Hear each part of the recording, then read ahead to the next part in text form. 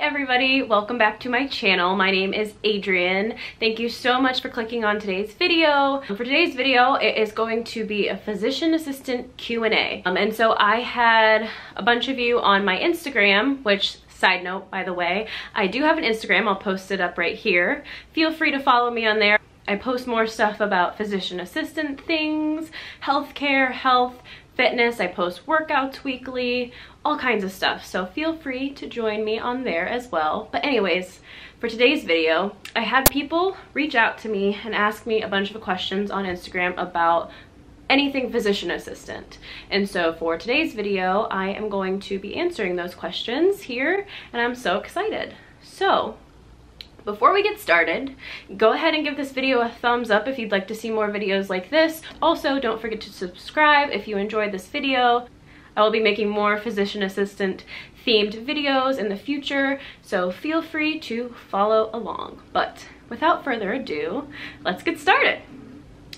Okay, so first question is best and worst part of being a PA and PA school. Let's start with best thing about PA school. Best thing about PA school is just finally getting to learn medicine. I had been waiting for so long to do that, and in undergrad I loved anatomy and physiology, but I didn't really love all the other science courses. So I knew when I got to learning about medicine itself I was going to love it. So loved actually learning medicine. But then also I really loved the friendships that I formed in PA school. Shout out to my PA girls. And I would not have gone through it without them, honestly. PA school's tough. So let's talk about worst thing about PA school. It's just, honestly, it's a really tough thing to go through. The program and the amount that you have to learn in that given amount of time is extensive, and it can be really overwhelming. You spend a lot of your time in those 2.5 years studying. Your social life definitely gets put on the back burner, and that can be tough too. So I wouldn't say that it's like the worst part, because it just comes with the territory of studying all the time, but definitely you lose quite a bit of balance in your life when it comes to PA school. But that's just kind of, that's just what it is. And it's just 2 years, so when you see it that way and you're like, okay, I can see the finish line, I've only got 2 years that I have to go through this, then it makes it worth it. You can get through it.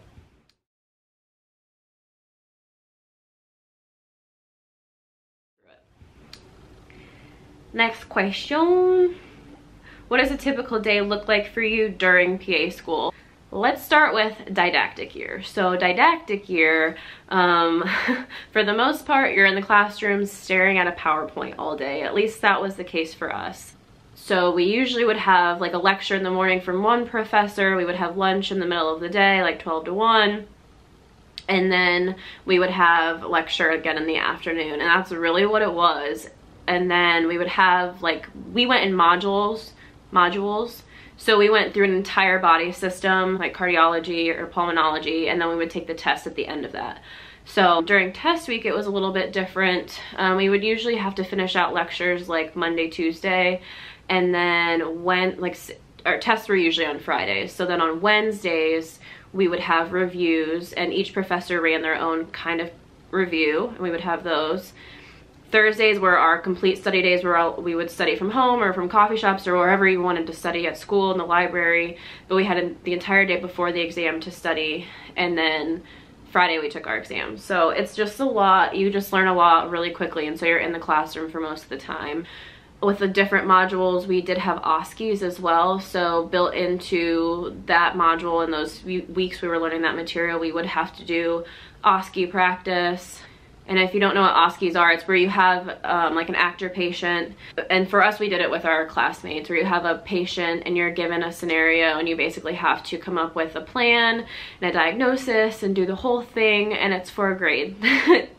So that's what that was. Besides being at school, I would typically try to get home and do a workout. A lot of times though, I'm not gonna lie, I would go home and nap, because I would be so exhausted from just like mentally exhausted from the day and learning so much. So I would go home and nap and take a break, or I would work out, and then I would study for a couple hours at night, and then wake up and do it all over again. So it's really tough, you guys, I'm not gonna lie, but it's worth it, and you can do it if you're watching this because you're a pre-PA or you're going to be in PA school soon. I don't want this to like turn you off from it, but I do want to be real, and it's a lot of studying. So that's kind of what a typical day looked like during didactic year. And then obviously during clinical year, everything changes based on what clinical rotation you're in. So that's kind of, I'm not going to go through each of those. It's just different based on the clinical rotation, but that's what didactic year looked like, really. Yep. Okie dokie. What's next? What do you think of the investigational name change? So if you aren't familiar with it, a lot of physician assistants are wanting to change the name physician assistant. Two different things. There's different names being proposed, but I think the one that was the most popular was physician associate. I personally don't have a preference, I don't think, just being honest. The biggest thing that I think that our field needs, the PA field in general, is just more education on what we do and who we are.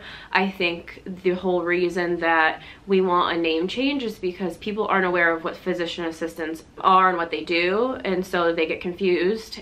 And I think if we can just educate people more on what we do, that we really may not need a name change. But yeah, I don't really have a preference. I'm not into the politics of all of it, to be honest.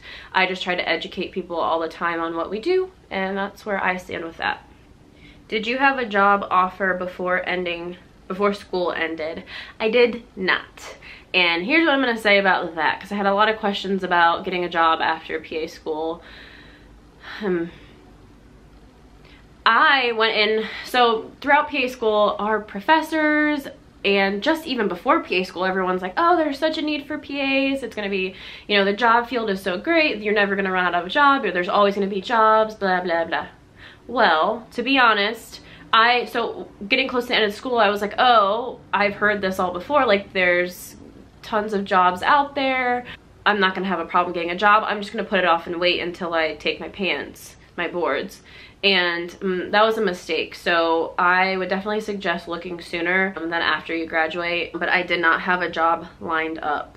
I waited until I had graduated to start applying, and it took a little while. I was lucky to have gotten a job as quickly as I did, honestly, I think. I graduated in July and I started working in October, so that was pretty good. But no, I did not have a job right out of school. I waited to apply. Any rotation advice and anything you would do differently? No, I wouldn't do anything differently during rotations at all. So the one thing that you really get a say in is your elective rotation, and I did my elective rotation in the NICU, so with neonatal patients, and I thought that's what I wanted to do. I love babies, and I worked on the mother baby unit for my patient care hours before school.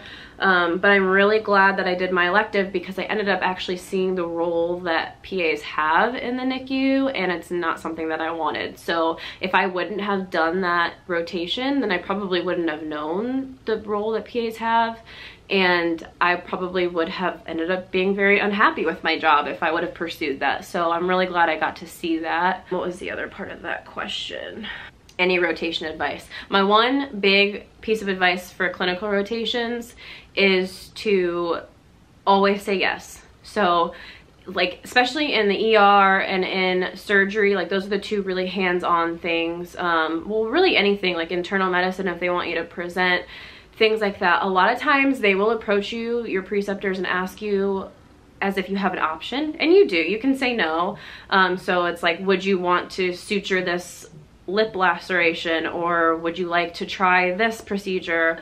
And you might have the instinct to say, no, I think I'll wait a little bit until I can see one, or I'd like to wait and watch you first, or something like that. I know I wanted to do that, but my biggest tip is to actually just say yes and go for it, because one, they're not gonna ask you if they don't think you can do it. They feel comfortable enough to ask you, so that means you should also have some confidence in yourself. They believe in you. And two, you're never gonna learn in a better way than just going in and doing it, even if you mess up. Obviously, they're gonna ask you to do something that's not life-threatening, so just go in and do it. That was my biggest piece of advice. Where did you get your undergrad? I got my undergrad at the University of Cincinnati. Go Bearcats. I was gonna be really cheesy there, but that's all I could do. How did you pick the PA school you went to? So I actually only got into one school. If you haven't seen my PA school story and how I applied and how I didn't get in the first time I applied and all that good stuff, I do have a video on that you can go watch, but I mentioned it there too. So I applied 2 different cycles. The first cycle I didn't get into any. I got 2 interviews the first cycle, but I didn't get into any schools. The second cycle, I only applied to 4 schools or 5 schools, and I only applied to schools that were close to where I wanted to live, and so I only got into one school, and so that's how I chose that school. But it was a really good school, and the professors really cared about the students. The PANCE pass rate was amazing. They were all really, like, it was a top school that I wanted anyways, but it was the only one I got into, so it's kind of a double-sided thing there. Is paying loans off and living a life of travel and stability possible with the salary of a PA? I think so, but I also think it depends on what your priorities are, how fast you want to pay off your loans, what specialty you work in, and what state you work in. Generally though, the salary for PAs is really good, and the debt to income ratio is pretty good as well. I mean, the student loan debt is pretty big, I'm not gonna lie, but the amount that you make in return is really good. So I think it just depends on, again, what your priorities are. So for me, I definitely have travel as a priority. I want to live my life while I'm young, so I am doing everything that I can to build a savings, travel, and pay off my loans. So for me, I selected a student loan repayment plan that would work for me. While I know that there's other ones that are working for other people who actually have a priority of trying to pay off their loans a little bit faster. So it just depends on what your priorities are, but there's different plans and different ways you can go about it. So I'd say it's definitely possible. Advice for someone who has a degree and work experience in an unrelated field but is interested in pursuing the PA field. I would say first do your research and just kind of see what it entails to apply to PA school, what kind of things you would need to accomplish and need to do. And then second, just start. If it's something that you're passionate about and you want to do it, there's no rule book saying that you can't start over and choose a new career. People do it all the time. So I'd say if it's in your heart, to just go for it. It might be a little bit of a longer journey, but if you want it, you can do it. And so I'd say go ahead and go for it. Most used resources during PA school. Well, during didactic years, just pretty much the PowerPoints from our professors. They only wrote test questions based off of those, so I would use those. Sometimes I would use Osmosis to learn different pathophysiology and things like that I wasn't understanding. That's a YouTube channel, Osmosis. So I would use that a lot. During clinical rotations though, I used Roche Review like crazy for practice questions, and those were what I used the most. Tell us more about your job, how you found it, what it's like, etc. So I was really lucky, and I ended up finding this job because it was one of my clinical rotations. So I ended up, the place where I worked does open interviews, and before my rotation ended, I told them I was really interested in working there, and so they told me that they, to keep on the lookout for job openings, but then also they have open interviews.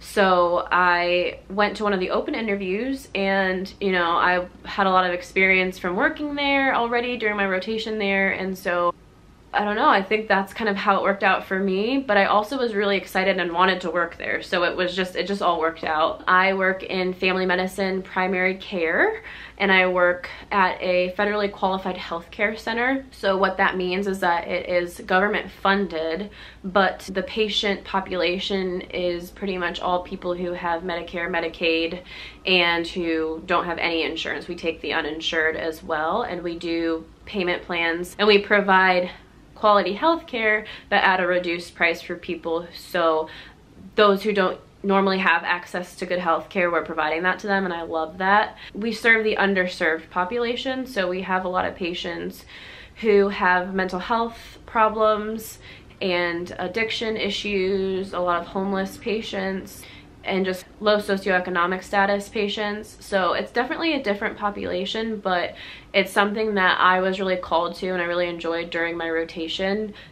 And let's see, I work with patients all the way from newborns. Literally, I've had like 5-day-olds before, all the way up to the geriatric population. So I love the variety that I get to see. I get to see a lot of different health conditions and diagnose different things. And so that's really cool too. I think that's all I'm gonna say about that right now. But if you want me to do like a job Q&A, we can do that later on too.